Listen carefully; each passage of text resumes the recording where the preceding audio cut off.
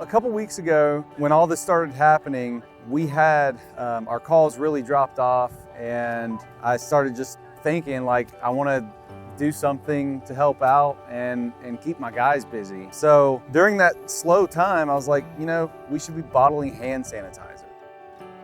I would have 2 people working like full time on it, and we would have, you know, the project managers and Amanda, office manager, everybody would kind of switch in and out and help when we could. So we were still trying to take care of our customers while doing this at the same time. But it all worked out. We got a little over 1,000 bottles filled. No, it's getting crazy already.